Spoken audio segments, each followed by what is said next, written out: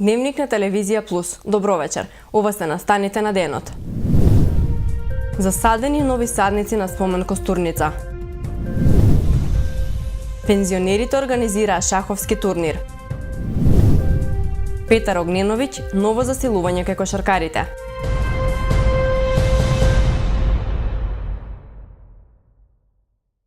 При синоќешното емитување на емисијата Став се случи ненамерна грешка на монтажерската екипа на телевизија Плюс. Од тие причини, како медиум кој работи професионално и ја почитува соработката со институциите и установите од градот, како и нивните представници, телевизија Плюс упатува јавно извинување до директорката на општата болница Куманово, Снежана Захариева, како и до нашите верни гледачи. Ќе се потрудиме во иднина да не ни се повторуваат ваквите грешки.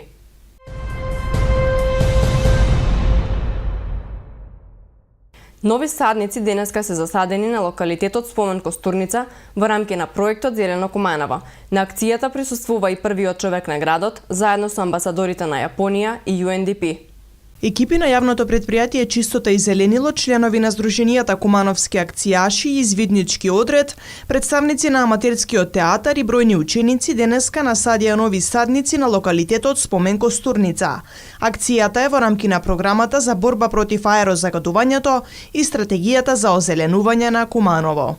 Ја користам оваа прилика да се заблагодарам на сите присутни волонтери, тргнувајќи од Сдруженијето Кумановски акцијаши, Куклен театар, Црвен крст, Извидничкиот одред и јавното предпријатие Чистота и зеленило Куманово и сите добронамерници на нашиот град за сето она што го прават за нашата општина, за нашиот град. Се надевам дека во овој тренд ќе продолжиме во позитивен дух да го озеленуваме Куманово. На акцијата присуствува и високата представничка на UNDP Луиза Винтон, како и амбасадорката на Јапонија Кейико Ханеда.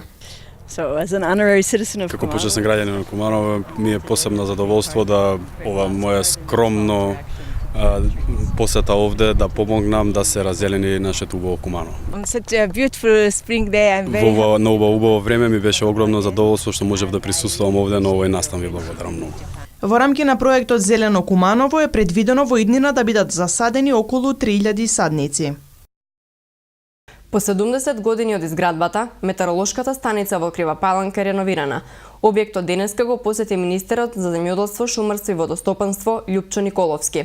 Главната метеоролошка станица во Крива Паланка е дел од мрежата станици на метеоролошкиот наблюдувачки систем на Република Македонија.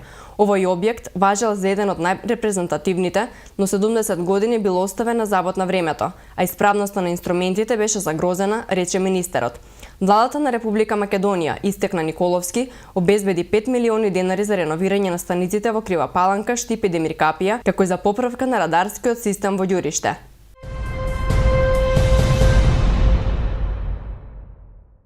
Шаховски турнир се одржа денеска во просториите на Сдруженијето на пензионери Куманово.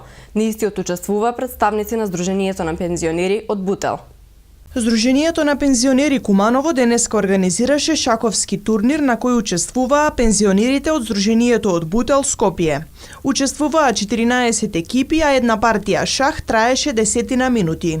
Ovo je меѓусебна средба, така да нашите пензионери и шахисти беа минатата година. Сега возвраќат колегите од Бутел и на ова средба денешна, меѓусебна, едно дружење, видување, спортување, разонада на нашите пензионери да излезат од дома, да се разонат, да дружат и тоа е тоа. Дел од нашето дружење, тоест екипата за шах, дојдени сме на дружење и такмичење на шах. Нашата екипа и екипата на нашите домаќини Куманово да си ги видат силите денески, да видиме кој прошлиот пат беа тие кај нас. Ние секако бевме послаби, стварно, ама сега се надеваме дека ќе бидеме подобри. Најверојатно, меѓутоа тоа играчите ќе си го кажат. Правенствено сме дојдени за дружењето и покрај дружењето и имаме надпревар во шах. Нема некој посебен повод, као например за некој ден, некоја свеченост, него денес дојдени сме и ние како тие што беа кај нас исклучиво за дружење, за старечко, како се вика тоа, застарење без проблеми со дружење заедно. Во наредниот период на членовите на спортската секција при Сдруженијето на пензионери Куманово им следуваат атлетските дисциплини, а ќе започнати со подготовки за општинските и регионалните надпревари, како и за државното првенство.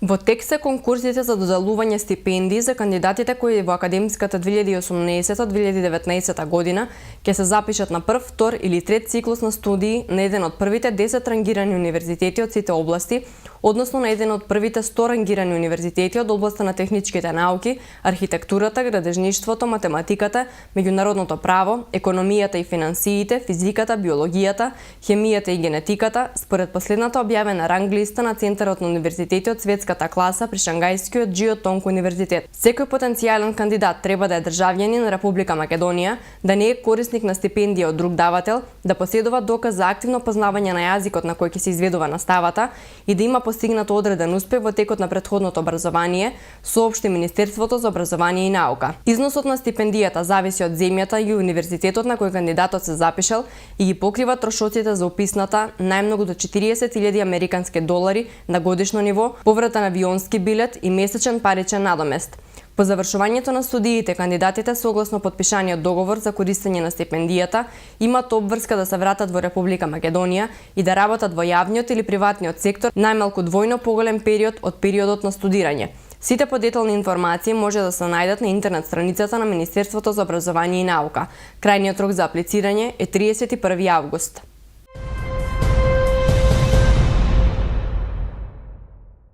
Следниот неработен ден за граѓаните од православната вероисповед во Македонија е 6 април, Велики петок, а потоа исто така неработен ден ќе биде и вториот ден од Великден, 9 април, што значи дека следуваат 4 споени неработни денови.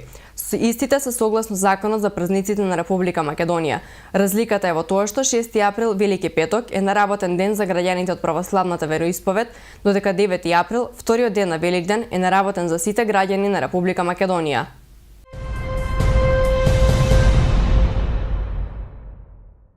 Петар Огњеновиќ е новиот крилен играч кој ќе ги брани боите на кошаркарскиот клуб Куманово. Кумановци утре ќе може да ги проследат и надпреварите на ракометарите и рекометарките. Повеќе за ова во следниот прилог. Поранешниот младински репрезентативец ги доби потребните документи од Словенечката федерација и потпиша договор со Кумановскиот прволигаш до крајот на оваа сезона.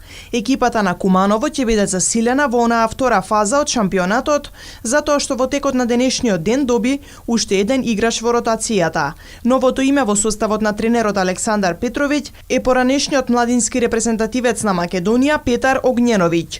Младиот крилен кошаркар, висок 203 сантиметри, ги доби сите потребни документи кои во Куманово ги чекаа веќе извесен период и од денеска и официјално е нов играч на клубот. Петар важи за некогашен играч на словенечкиот прволигаш Гросуплје, но по периодот на рехабилитација од операцијата на коленото не најде на милост на стручниот и раководниот тим на словенечкиот прволигаш. Во меѓувреме се врати во Македонија, последниот период го искористи да тренира со екипата на Куманово. Тренерот Петровиќ даде согласност пошто раководството на клубот се согласи на договор кој го обврзува младиот крилен кошаркар до крајот на оваа сезона. Што се однесува до ракометот, утре пак во рамките на првата машка ракометна лига, со почеток во 17 часот на домашен терен, кумановци го пречекуваат составот на Спартак. Машката екипа засега е на 7-та позиција со 3 нерешени надпревари, 6 победи и исто толку порази. Мечот ќе се игра во спортската сала Куманово. Ракометарките на Куманово пак исто така утре со почеток во 16:30 часот го пречекуваат составот на ЖРК Гевгелија во рамки на 20-тото коло од женската ракометна Суперлига. Иако со неколку повредени ракометарки, составот на ЖРК Куманово успешно им парира на противниците во лигата. Во изминатото коло успешно се изборија за 1 бод против Металург, откако надпреварот заврши нерешено. Во утрешниот надпревар влегуваат како фаворити и се очекува од третата позиција на табелата повторно да му дишат во врат на ЖРК Вардар од втората. Мечот ќе се одигра во спортската сала на основното училиште Христијан Карпош во населбата Перо Чичо. Во продолжение следуваат најважните вести од Македонија. По 300 евра за овој месец ќе добијат сите 780 аптеки кои работат со фондот за надминување на кризата со недостаток на лекови на рецепт. Оваа идна мерка која стапува на сила, Фондот за здравствено осигурување ја донесе под притисок на јавноста која алармираше за овој проблем. Парите ќе ги делат линеарно за сите иако има аптеки во помалите населени места кои не ги потрошиле квотите. Фондовските директори за кризата со лекови прстот го вперија во пациенти кои правеле домашни залехи, но и аптеки кои не сакале квотата да ја трошат за скапа терапија. Како краткорочна мерка најавија дека до крајот на годината буџетот за лекови ќе биде зголемен за 100 милиони денари. Долгорочно планираат електронски интегриран систем без квоти. Стапката на невработеност лани изнесувала 22,4%, што во споредба со 2016 е пад за 1,3% поени, објави државната статистика. Најмногу лица кои не можат да најдат работа се на возраст од 25 до 49 години или над 134.000 од вкупно 214.000 невработени. Во меѓувреме, Агенцијата за вработување објави 3 мерки од оперативниот план, меѓу кои за субвенционирање плати. Лицата месечно ќе добиваат по 18.000 за плата и 1.000 денари за направените трошоци. Работодавачот, доколку сака, може на работникот да му даде и повисока плата, стои во огласот. За останатите 2 мерки, обука за банкарство и практиканство, ќе можат да аплицираат невработените кои додека се стекнуваат со практично знаење, месечно ќе добиваат по 9.000 денари плата. Со грант од ЕУ од 18 милиони евра и учество на владата со 3,2 милиони евра ќе се подобрува конкурентноста на туризмот, но и ќе се чисти ѓубрето од туристичките места во Македонија. Вториот јавен повик за доделување на грантовите е веќе објавен, а на него може да конкурираат општините за инфраструктурни инвестиции, организациите од туристичкиот сектор, образовните установи и центрите за обука, како и локални мали и микропредпријатија од областа на туризмот.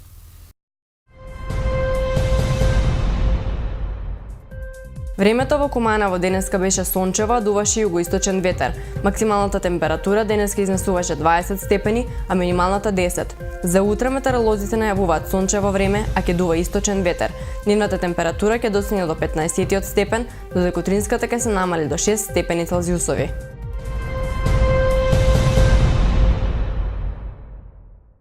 Тука е крајот на дневникот. Благодарам за вниманието, имајте пријатен викенд.